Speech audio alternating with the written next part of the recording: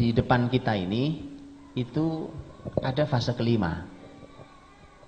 Fase kelima itu Nabi punya bahasa yang luar biasa, inspiratif buat kita. Nabi menyebut kembali dengan istilah khilafah ala minhajin nubuwah. Ya. Persis sama bahasa Nabi itu dengan Nabi menyebut fase 2. Jadi fase 5 yang di depan kita ini sama dengan fase 2. Khilafah ala minhajin nubuwah. Kalau Nabi menyebut dengan bahasa yang sama, ini kan lisan Nabi semua, dan lisan Nabi lisan terbimbing oleh wahyu, maka itu artinya bahwa mari kita samakan. Oke? Yuk kita samakan sekarang nih keadaan kita yang diamanai Allah untuk menghadirkan fase 5 itu. Yuk sekarang kita samakan kita ini dengan fase 30 tahun yang waktu itu dikendalikan oleh para sahabat mulia Nabi SAW radhiyallahu anhu ajma'in. Kemudian juga generasi setelahnya itu generasi tabi'in yang oleh Nabi masih disebut sebagai khairun nasi qarni thummal ladina yalunahum thummal ladina yalunahum. Sebaik-baik manusia adalah generasiku, kemudian generasi setelahnya lagi dan generasi setelahnya. Itu masih generasi yang al-masyhud lahum bil khair. Jadi ada inspirasi besar bahwa ini harus menyesuaikan diri hari ini dengan generasi sahabat dan tabi'in.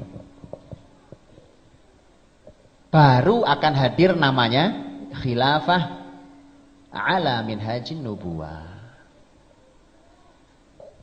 Kalau makanya saya katakan dengan ini bahasa saya, Pak. Saya katakan dengan tegas bahwa mustahil antum ikut aturan Yahudi sampai ke khilafah, itu mustahil, Pak. Betul kan? Karena khilafah ala minhajin nubuwah itu bahasanya persis sama dengan fase 2. Fase 5 ini fasenya fase 2 sama. Berarti tidak bisa pakai aturan yang lain.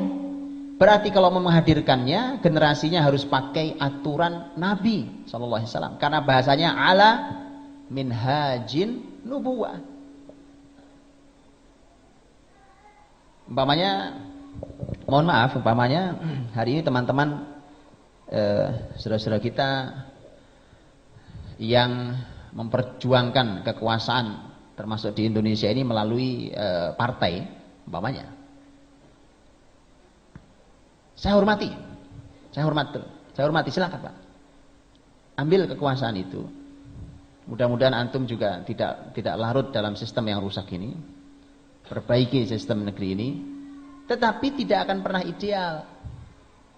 Tak akan pernah ideal. Apalagi sampai pada titik khilafah ala minhajin nubuwah. Enggak ada, Pak. Tak akan pernah sampai. Dijamin. Bagaimana mau sampai pada titik khilafah ala minhajin nubuwah pakai jalan Yahudi? Kan nggak mungkin kan? Lowong demokrasi pemilu ini adalah jalannya Yahudi. Saya tidak bicara hukum demokrasi. Demokrasi wilayah yang perlu didiskusikan silakan diskusikan. Tetapi saya tidak bicara itu. Silakan. Ya.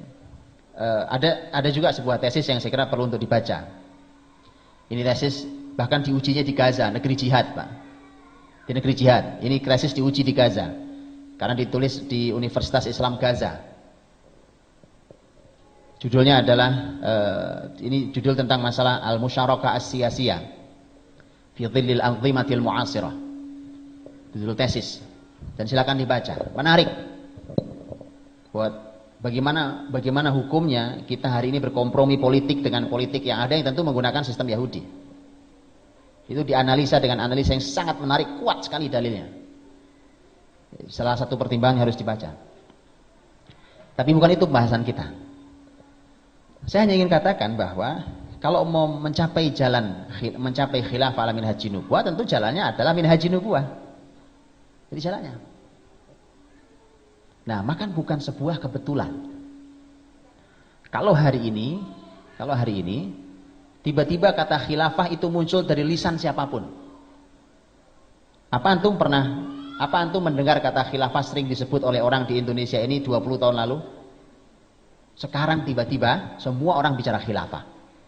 Apapun kelompoknya. Apapun kelompoknya. Bicara khilafah. Sudah zamannya. Allah ingin tunjukkan sudah waktunya. Tetapi PR-nya bukan nungguin kita, Pak. Kenapa kita harus nungguin? Kita orangnya, bukan kita nungguin. Cuma kalau kita mengatakan kita orangnya, mari menyesuaikan diri dengan konsep nubuah tadi itu. Konsep Nabi SAW.